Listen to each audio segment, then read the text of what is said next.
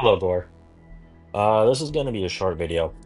I just wanted to go over two ships that are coming out this week and next week, actually, during the Navigator race and right after the Navigator race, and just give you some information whether you should buy these ships or whether you can skip out on them. I'll leave the decision up to you. I'll just give you all the facts. So if we go to our event schedule, you can see starting today evening, actually, the Athena search begins. Many of you have the Athena ship already from Goliath and from shards and assembling it. What we need to understand about the Athena is it's a very high meta ship. So if we look at the Athena that I have, for example, it does 79.1k DPS with 10.2 accuracy. Let's forget the accuracy, okay? Um, while it is true right now the current meta is lasers and beam weapons, the only reason that is the case right now is because majority of the ships that have been released in the black market and to purchase right now are laser weapons. So they're much easier to acquire. On top of that, this is pre-Matrix era, so we don't have the accuracy unit yet that will allow kinetic weapons to become very, very good. We do have good accuracy units right now, but these accuracy units that are promoted will be able to be promoted further in post Matrix. There's one more level of promotion that you can do in Matrix era. So that's what makes kinetic weapons really, really strong in Matrix era. Now, with that being said, do I still think kinetic weapons are good in pre-Matrix right now? The answer is yes. They are good if you can get promoted accuracy units like this to level 30. If you can do that on your kinetic ships, then yes, kinetic weapons are better than laser weapons even right now in the game. That's the only catch. But if you are going to compare a kinetic ship with level 10 promoted unit versus a laser ship that has maybe a level 10 promoted accuracy unit, undoubtedly the laser ship is going to do a lot more damage because laser weapons generally have a lot more accuracy. This has 13.7k accuracy with fully promoted level 30, and this has 10.2 accuracy with fully promoted level 30. I'll discuss the importance of having accuracy in a different video. But for now, just know that laser weapons are much more accurate and that is better. So unless you can get a level 30 accuracy units and all promoted on your Athena, it is better to have laser ships in this game. That is the only reason why people say laser is the meta right now. Now, with that being said, for people that can get this promoted and want to work on getting their promoted units on the Athena, this ship does insane damage. In my whole first fleet, this is the ship that does the most damage. It does every time in Ultimate Warzone when I go against people, this ship, Athena, does around 2.3 to 4 million damage on its own, which is ridiculously insane. Which is why a lot of people, especially whales and people that have been playing the game for years, they usually have three Athenas in the back.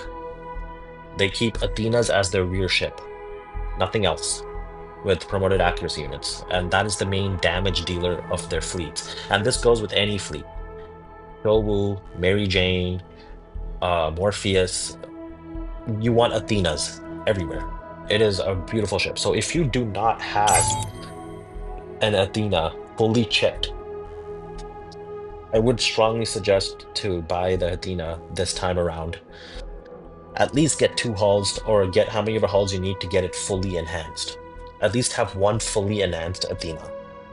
That makes all the difference in your fleets. Um, Now, the reason why if you have fully promoted units for the Athena, it's better than laser is if you look at DPS overall, right? Look at my Nair battleship, for example. Okay? It does 44.7k DPS. Let's not look at accuracy, just DPS. It does 44.7k DPS.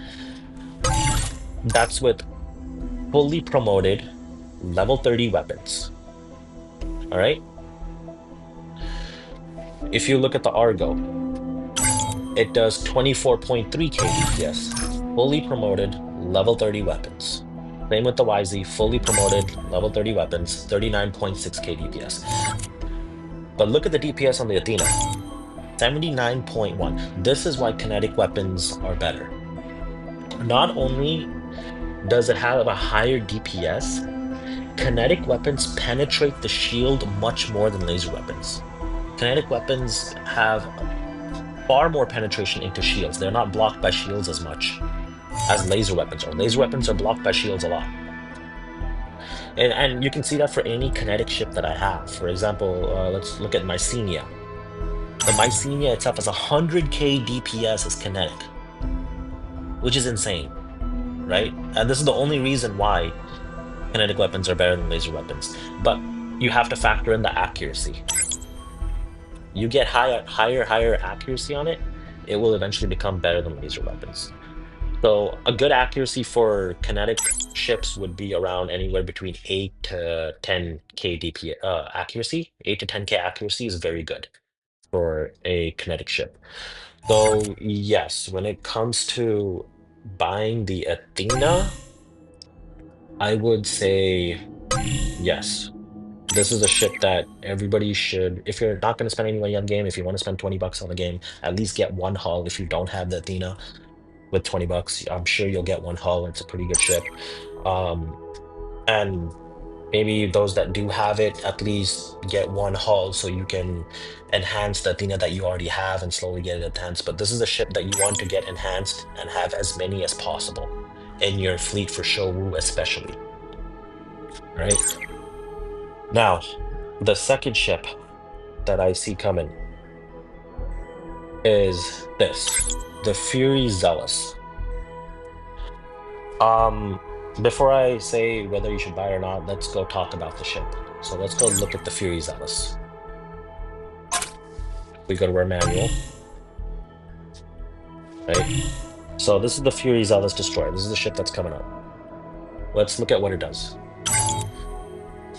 Performs a guaranteed extra strike, sub-weaponry, blah, blah, blah, 50 times, dealing 46,500 damage, plus 3,350 damage per ship level.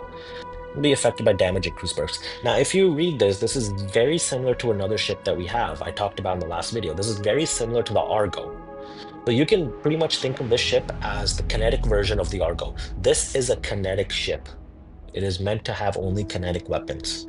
And this ship particularly will go into your Morpheus fleet. If those who are making their Morpheus fleets and have focused as Morpheus as their primary admiral, this is a ship that you would want. Okay? This is pretty much the kinetic version of the Argo. That's what this is. Okay? Let's see what else it does. Reduces damage taken by the fleet's destroyers from enemy battleships and dreadnoughts. This is very good as well to have in your Morpheus fleet. All right, so would I buy the ship? Would I spend money? I personally am going to get at least two of these, but that is only because I am building my Morpheus fleet. If you look at my Morpheus fleet, right? I already have one Mycenia, which I will move to the front. I plan on replacing these two destroyers here with the Fury Zealous and moving them to main position. That paired with the Kita Quet and another Athena in the rear will make my Morpheus fleet pretty damn strong.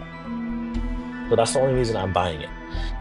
If you guys are not building your Morpheus fleet yet and you're still focusing on your first fleet, I would skip out on the Fury Zealous destroyer.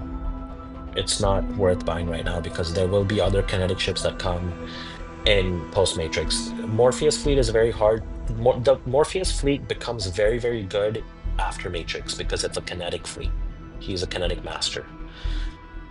It's then that you want to start really focusing on Morpheus. So for now, if until we hit Matrix, all you have to do with Morpheus, I would suggest, You can trust me is on this, brother. get him to level 50 and at least once a month increase these levels slowly. So by the time we hit Matrix, Your formation levels will be around 16 to 17. Your skill level will be around, I don't know, maybe 7 to 8. That's what I'm doing. I'm slowly increasing Morpheus's power at once a month to get him to where I need for Matrix Era. Because when it comes to Matrix Era, Jane The will flames become on the battlefield are less summoning relevant us. compared to Morpheus. Good Admiral still would be Mary Shelley. Mary Shelley's still usable after Matrix as well. So that's my thought on the Fury Zealous. It is a good ship. If you're building your Morpheus fleet, then yes, go for the Fury Zealous. It is a ship that is required in your Morpheus fleet. It will do wonders for you. It's pretty much a kinetic Argo. That's what that is.